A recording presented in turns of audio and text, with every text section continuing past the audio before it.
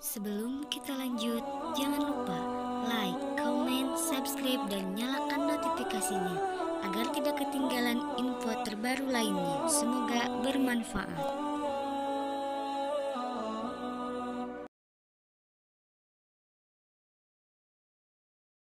Sekira begitu, Saudara Pendeta Rudi.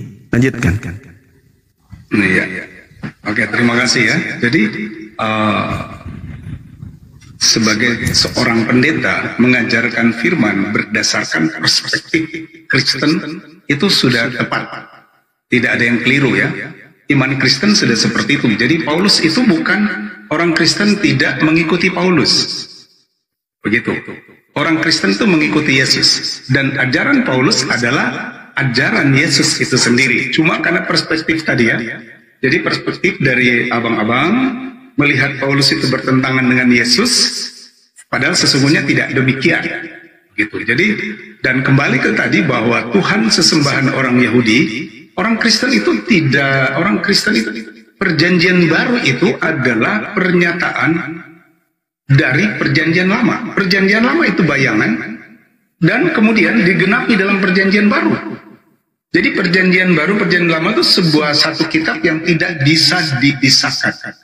Begitu. Jadi bukan kami menggunakan kitab Yahudi, tapi dua kitab itu memang tidak bisa dipisahkan. Kemudian Theos tadi kata abang, kalau saya belum tahu apa itu Theos kata abang. Theos itu sama dengan Elohim dalam perjanjian lama. Theos dalam PB, Elohim dalam perjanjian lama. Nah kalau kita merujuk dari bahasa abang bilang Theos itu dewa, Elohim juga itu diadopsi dari dewa Kanaan. Kata El itu adalah sesembahan orang Kanaan. El, Eloah, Elohai, Elohim. Begitu. Jadi itu adopsi. Orang Yahudi mengadopsi Elohim itu dari sesembahan orang Kanaan. Sehingga menjadi El, Eloah, Elohai, Elohim. Nah, Theos itu adalah Elohim. Cuma dalam bahasa Yunani menggunakan Theos. Dalam bahasa Ibrani menggunakan Elohim.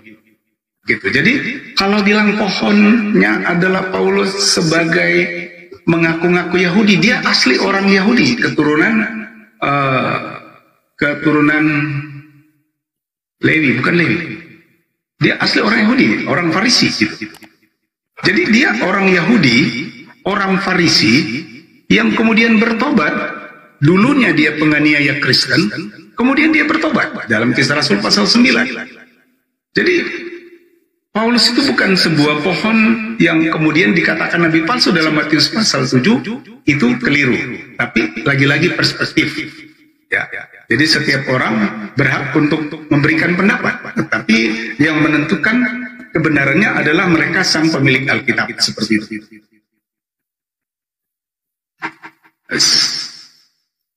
Oke, lanjut. Ya, mute-nya dibuka dulu, Gurunda. Bang Zuma. Mute-nya. Ya, baik. Ya, alhamdulillah kalau ternyata El juga itu adalah dewa, Theos juga ada dewa, ya lengkap lah. Makanya saya katakan tadi, saya tidak ingin meniru-niru itu. Tuhan saya adalah Allah yang Maha Suci lagi Maha Tinggi, gitu ya. Amin, amin. Terus kemudian ketika pendeta mengatakan tidak bisa dipisahkan, sayangnya itu tidak ada validasi. Penggunaan kitabnya Yahudi ke Kristen itu tidak ada validasinya. Kenapa? Karena terbatas oleh pengakuan Tuhan sendiri dalam Mazmur 147 data 19 data 20. Firman yang datang kepada Yakub dan aturan-aturan yang datang kepada Israel tidak diberikan kepada bangsa lain. Ulangan 33 nomor 4, hukum yang datang kepada Musa adalah milik kepunyaan Yakub. Terus kemudian diterangkan juga di dalam Yeremia 31 31 33, Tuhan akan mengadakan perjanjian baru dengan Bani Israel dan Bani Yehuda. Aku akan memasukkan hukum Taurat ke dalam batin setiap mereka. Dan tidak ada hukum kitab Tanak itu diwahyukan untuk bangsa asing. Itu nggak ada. Tidak ada datanya. Ini bermula dari sejarah yang panjang. ketika Kaisar Ptolemy II meminta kepada beberapa rabi Yahudi untuk menerjemahkan kitab Taurat ke dalam bahasa Septuaginta untuk diberikan kepada orang-orang Yahudi yang hidup di tengah-tengah Mesir, Alexandria, karena mereka sudah tidak mengerti bahasa Ibrani. Maka kitab Tanakh itu, Taurat ini, diterjemahkan kemudian oleh rabi-rabi ini untuk orang-orang Yahudi yang hidup di Mesir, Alexandria. Jadi bukan untuk orang Kristen, bukan untuk Roma. Nah, saya kira begitu Pak Pendeta. Nah, lagi-lagi ketika berbicara mengenai konsep keselamatan tadi, kalau Pak Pendeta kemudian mengatakan itu tidak bercerita tentang pohon, sayangnya di situ bercerita pohon. Cerita pohon itu jelas sekali diceritakan di sana. Tidak mungkin pohon yang baik itu menghasilkan buah yang baik, buah yang tidak baik. Begitu juga sebaliknya, ketika berbicara mengenai buah pohon yang baik, tidak mungkin membuahkan pohon yang tidak baik, buah yang tidak baik. Jadi di situ Yesus mensinkronkan, pohon baik hasilnya baik. Yes. Pohon yang buruk buahnya buruk. Ternyata buah dari nabi palsu memanggil aku Tuhan. Di luar Yahudi yang tidak melakukan kehendak Bapa memanggil aku Tuhan berasal dari pohon yang tidak baik, maka pohonnya harus ditebang. Siapa pohon dari kekristenan ini? Ya Paulus, Pak. Yesus tidak pernah mengajarkan ibadah minggu. Yesus tidak pernah mengajarkan menyembah dirinya. Yesus tidak pernah mengajarkan makan babi. Yesus tidak pernah menghalalkan seluruh makanan. Yesus tidak pernah mengajarkan tidak bersunat. Tidak pernah mengajarkan dirinya untuk disetarakan dengan Elohim. Tidak pernah mengajarkan dirinya diutus untuk non-Yahudi. Jadi pohonnya ini jelas adalah berbeda dengan apa yang diajarkan oleh Yesus itu sendiri kepada Bani Israel. Jadi ya silakan aja kalau saudara saya ini mengatakan itu perspektif sebagai seorang Muslim, saya katakan ya itu juga adalah perspektif seorang Kristen terhadap klaimnya kepada orang Yahudi yang bernama Yesus. Karena Yesus itu pengikutnya hanya orang-orang Yahudi saja, bukan non-Yahudi. Ketika ada orang non-Yahudi datang kepada Yesus di Matius 15 itu justru dikatakan Yesus sebagai, mohon maaf, sebagai guguk. Padahal sudah bertemu langsung, beriman kepadanya, tapi tetap aja disebut guguk. Jadi kalau itu aja disebut guguk, bagaimana dengan orang Kristen yang hidup 2000 tahun setelahnya? Lalu kemudian kembali yang tadi, yang memanggil Yesus Tuhan itu di luar Yahudi, di Kristen tak ada yang lain. Tidak ada Islam tidak, Hindu tidak, Buddha tidak, ateis tidak. Komplotan Kristen inilah yang memanggil Yesus Tuhan, tapi tidak melakukan kehendak Bapa. Maka pohonnya yang harus ditebang, karena yang mengajarkan Kristen Paulus, bukan Yesus. Kalau Kristen ini adalah pohonnya Yesus, maka sudah pasti orang Kristen tak ada. Yang ada hanya Yudaism. Seperti itu, Bang. Ya, lagi-lagi itu perspektif, Bang. Perspektif. Gitu. Karena Paulus itu dia seorang, kalau digambarkan pohon itu pohon yang baik. Gitu. Karena ternyata penduduk dunia itu orang Kristen itu 2,7 miliar, di atas dari Muslim. Itu kalau dia pohon yang jahat, pohon yang buruk, hasilnya buruk. Ternyata tidak buruk, Bang, hasilnya baik. Ya. Jadi perspektif, nggak ada masalah, kita tidak persoalkan itu, karena itu perspektif. Oke. Jumlah banyak, ya kuantitas itu tidak mencerminkan baik, tapi yang mencerminkan baik itu ada kualitasnya. Kalau jumlah banyak itu ditegaskan oleh Yesus di dalam Matius 24 nomor 4 nomor 5, ketika murid-muridnya naik ke Bukit Zaitun bertemu dengan Yesus, dan Yesus ditanyai oleh gurunya, apa tanda kedatanganmu dan tanda akhir zaman ini? Yesus mengatakan, waspadalah kepada penyesat yang datang kepadamu dengan memakai namaku dan berkata, akulah Kristus. Mereka akan menyesatkan banyak orang. Jadi kalau banyak orang itu ya justru dicurigai bahwa mereka inilah penyesat itu. Ya, oke, itu perspektif, Bang. Karena kalau kita menggali ini tentang nabi palsu, itu lain lagi perspektif Kristen, Bang. Cuma saya tidak akan menyebut dan saya akan mengurus soal itu. Yang pasti itu perspektif yang abang katakan, perspektif. Karena Paulus itu sukses dia memberitakan Injil, kemudian banyak orang bertobat percaya pada Yesus sebagai Tuhan dan Juru Selamat. Paulus memberitakan Yesus sebagai Tuhan dan Juru Selamat, dan orang-orang percaya kepadanya. Bukan, sekali lagi, Kristen bukan pengikut Paulus, dan Paulus tidak pernah mendirikan Kristen. Begitu. Tapi Kristen adalah pengikut Kristus. Gitu. Oke, baik. Kalau berbicara mengenai Kristen pengikut Kristus, saya mengiyakan. Betul, Kristen ini memang pengikut Kristus. Tapi Kristus yang mana? Karena menurut Paulus ada Kristus lain. Di dalam 2 Korintus 11 nomor 4, Paulus sendiri mengatakan ada Yesus lain. Yesus juga mengatakan ada Yesus lain. Di mana Yesus mengatakan ada Yesus lain? Yang tadi Matius 24 itu.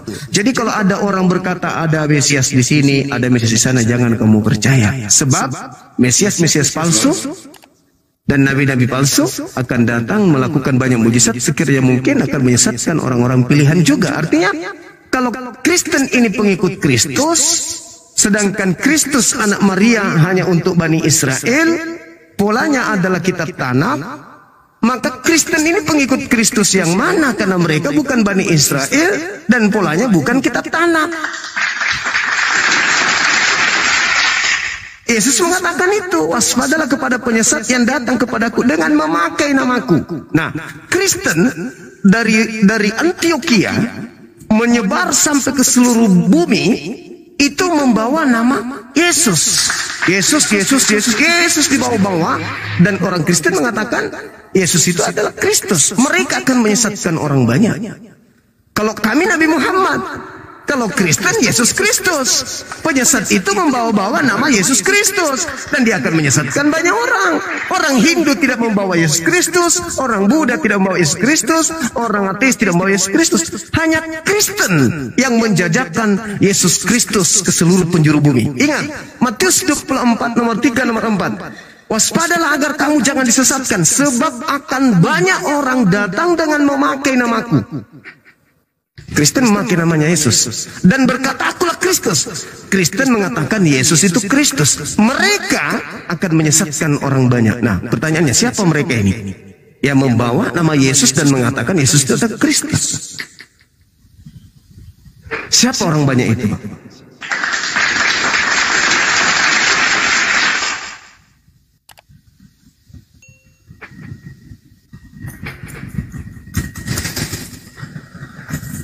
Silakan. Oke, saya tambahkan sedikit ya. Jadi Bang, pola Abang membaca Alkitab itu saya selalu bilang menggunakan perspektif. Kenapa? Karena Abang membenturkan antara Yesus dengan Paulus. Nah, kalau pengikut Kristus, Kristus cuma satu. Kalau ada dua, berarti yang satu palsu. Nah, Kristus yang dimaksud adalah Yesus yang diurapi. Kristus atau Mesias artinya Yesus yang diurapi. Begitu. Jadi Kristen pengikut Kristus ialah Yesus Kristus. Bukan Yesus orang Korea, bukan. Bukan Kristus palsu, bukan.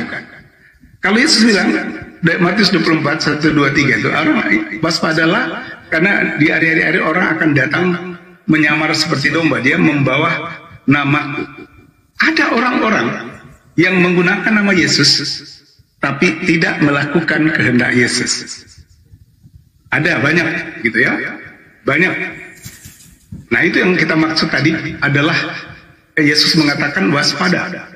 Nah, ajaran-ajaran yang benar berdasarkan Alkitab, orang-orang yang percaya pada Yesus sebagai Tuhan, dia melakukan kehendak Bapa. Nah, kalau bicara kehendak Bapa, kembali lagi, tidak hanya berkutat pada Taurat itu, yang mata ganti mata, gigi ganti gigi, sunat, ibadah Sabat, hari Sabtu dan sebagainya, tidak berkutat pada itu saja. Begitu. Orang Kristen juga banyak yang disunat, Bang, tapi sunat itu bukan lagi ajaran yang berhubungan, karena sunat itu berhubungan dengan kebersihan fisik. Yang sunat juga nggak ada masalah. Begitu. Jadi apa yang diajarkan Yesus itu diajarkan oleh Paulus. Makanya Tuhan bilang hati-hati, di akhir zaman ada banyak penyesat yang memakai namaku. Begitu. Itu sebabnya saya selalu bilang begini, Bang. Yesus dengan Isa itu berbeda untuk menjaga nama baik masing-masing. Begitu. Yesus itu adalah Tuhan sesembahan orang Kristen. Isa itu adalah nabi dan rasul dalam Quran.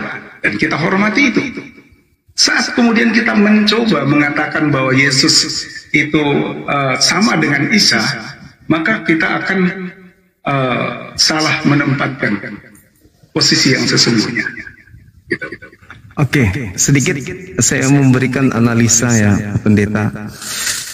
Ketika Yesus, Nabi Rasul Bani Israel ini dicobai oleh iblis, di situ iblis ingin disembah. Kata iblis di dalam Lukas 4, Yesus, kalau kau menyembah aku, segala kuasa langit dan bumi akan kuberikan kepadamu, sebab aku berhak memberikan kepada siapapun yang aku kehendaki. Jadi yang ingin disembah di sini adalah iblis. Adakah Kristus anak Maria ini ingin disembah?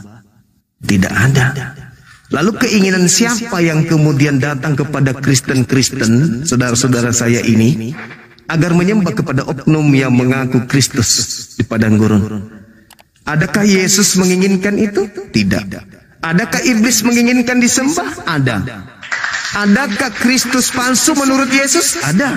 Kata siapa? Kata Yesus. Sebab Kristus palsu akan datang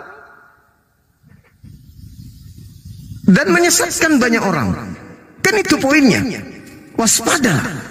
Ada Yesus palsu, ada Kristus palsu. Yesus yang asli mana mau dia disembah? Mana mau? Gak mau. Sedangkan Bapak Pendeta dengan lisan Bapak percaya diri mengatakan, ya Yesus itu adalah Tuhan kami. Siapa yang menginginkan Yesus dituhankan? Yesus anak Maria enggak. Tetapi adakah indikasi menurut lisan Yesus bahwa akan ada penyesat yang datang dengan memakai namanya dan berkata dia adalah Kristus dan menyesatkan banyak orang? Adakah? Ada. Maka muncul buahnya, memanggil Yesus Tuhan. Nah, sekarang kita analisa. Saya seorang pendeta bermujizat misalnya dalam nama Yesus, yang kupanggil adalah Yesus. Orang itu sembuh. Saya melakukan mujizat seperti pendeta Rusuli Lubis, Andi Simon, bermujizat pakai nama Yesus.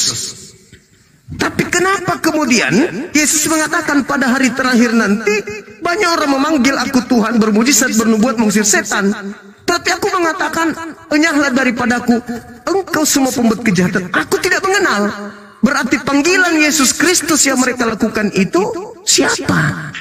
Yesus yang mana? Kristus yang mana? Sebab Kristus mengatakan, aku tidak mengenal mereka. Enyahlah daripadaku, kalian semua adalah pembuat kejahatan. Jadi ketika pendeta memanggil nama Yesus, dalam nama Yesus, kok Yesus tidak mengenal kalian? Berarti ada Yesus lain yang merasa dipanggil pada saat itu. Siapa dia? Itulah yang dimaksud oleh Yesus yang menyesatkan banyak orang. Makanya dalam Matius 24 nomor 24, Kristus palsu. Sebab Kristus palsu dan nabi-nabi palsu akan datang, banyak melakukan mujizat sekiranya mungkin menyesatkan murid-murid pilihan. Murid-murid pilihan siapa? Mereka yang datang di Bukit Zaitun. Berarti penyesat ini mengaku bertemu dengan Kristus, tapi yang ketemu itu bukan Kristus anak Maria, tapi Kristus lain. Seperti itu polanya. Tapi kalau Pak Pendeta ini mengatakan itu perspektif, oke, mungkin itu ada benarnya. Tapi izinkan saya ingin tahu siapa banyak orang yang disesatkan oleh Kristus ini. Kalau bukan Kristen yang memanggil Yesus Tuhan, bernubuat, mengusir setan, lalu siapa? Izinkan saya tahu banyak orang yang memakai nama Kristus. Kalau bukan Kristen, lalu mana orang banyak itu? Hindu tidak, Islam tidak, Buddha tidak, ateis tidak. Kandidat satu-satunya hanya Kristen. Kalau bukan Kristen, lalu mana? Kemana harus saya lihat? Gak ada. Kristen satu-satunya kandidat. Seperti itu. Silakan Pak Pendeta. Iya. Oke. Terima kasih. Ya gitu. Jadi seperti itu Bang Juma ya. Jadi Bang Juma membaca ayat-ayat menggunakan perspektif Abang, sehingga kemudian pengertiannya jauh dari isi kitab itu sesungguhnya. Sama sekali tidak nyambung ya. Jadi Matius pasal 7 itu Yang dimaksud dengan nabi-nabi palsu itu, Mesias palsu itu bukan Paulus, tidak. Bukan juga orang Kristen, tidak juga. Jadi orang-orang yang memanggil Yesus yang tidak melakukan kehendak Bapa di surga. Nah, kehendak Bapa di surga, kawan-kawan menafsir hanya soal sunat lah, Allah Subhanahu wa Ta'ala dan sebagainya. Oh no, ya, Bapa di surga itu Yahweh. Dan apa yang diajarkan oleh Paulus sama dengan diajarkan oleh Yesus. Selagi Yesus masih hidup menggunakan media manusia, dia tidak minta disembah. Bahkan makanya ketika dia dicobai di padang gurun, iblis bilang, kalau kamu sujud menyembah padaku, semua aku berikan padamu. Yesus dengan tegas bilang, hanyalah engkau, sebab hanya kepada Tuhan saja engkau harus menyembah. Jadi Yesus selagi dia masih menggunakan media, dia mengajarkan manusia agar menyembah Bapa di surga. Dia tidak bisa, dia bilang menyembah dirinya sendiri, tidak. Kenapa? Karena dia masih hidup dalam daging. Jadi orang Kristen tidak pernah menuhankan Yesus nih keterangan ya. Jadi kalau ada orang bilang Kristen itu menuhankan Yesus, itu tidak benar, kecuali menggunakan perspektif seperti itu gitu ya. Jadi orang Kristen tidak pernah menuhankan Yesus. Yesus memang Tuhan, dia firman yang menjadi manusia. Setelah 33,5 tahun dia mati, bangkit, kemudian naik ke surga. Dia tidak menggunakan tubuh manusia lagi, dia Tuhan sejati, seperti itu. Jadi sesembahan kami adalah Yesus Kristus Sang Mesias yang adalah firman menjadi manusia. Selagi dia masih menggunakan tubuh, tidak ada yang menyembah dia. Begitu. Tapi kemudian setelah 33,5 tahun dia mati, dia adalah Tuhan sejati. Seperti itu, Pak. Iya. Jadi teman-teman sekalian, dimanapun sahabat berada yang nyimak ini uraian-uraian Pak Pendeta dan uraian saya itulah cerminan siapa di antara dua agama ini akan selamat. Jadi silakan dinilai